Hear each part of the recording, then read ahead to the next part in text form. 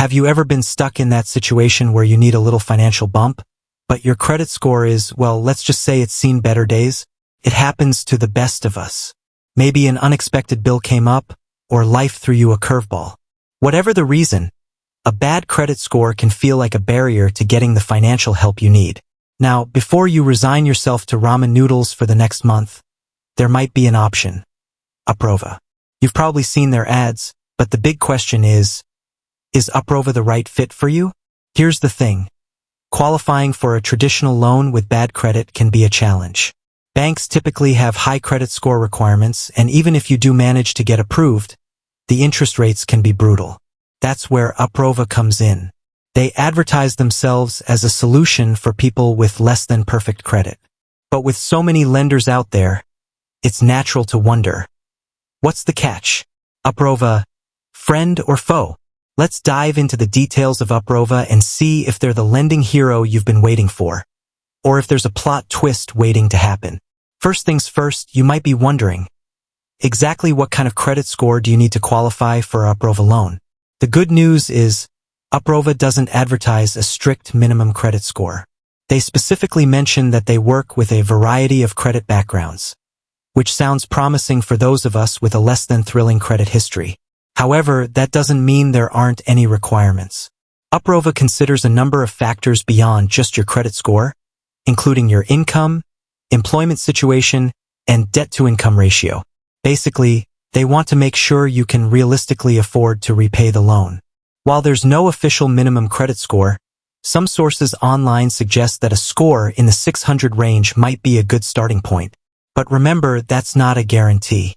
Uprova might still approve you with a lower score, depending on your overall financial picture.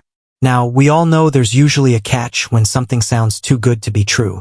And while Uprova might be more flexible on credit scores, there's another number you definitely need to pay attention to: the interest rate. Uprova operates under tribal lending laws, which means they might not be subject to the same interest rate restrictions as traditional lenders. This can translate to higher APRs, annual percentage rates, on their loans. Here's the bottom line. Uprova might be an option if you have bad credit and need cash fast, but be prepared for potentially high interest rates and fees. Before you jump into a Uprova loan, it's crucial to explore all your options. Here are a few alternatives to consider. Negotiate with creditors. If you're facing a short-term financial hardship, explain your situation to your creditors. They might be willing to work out a payment plan with a lower interest rate.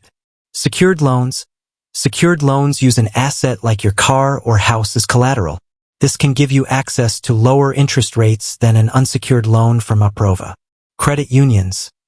Credit unions often offer more flexible loan options for people with bad credit. Build your credit.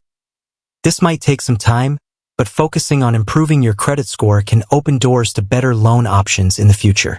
The Uprova takeaway, weighing the pros and cons. So, is Uprova the answer to your financial woes? It depends. Here's the good.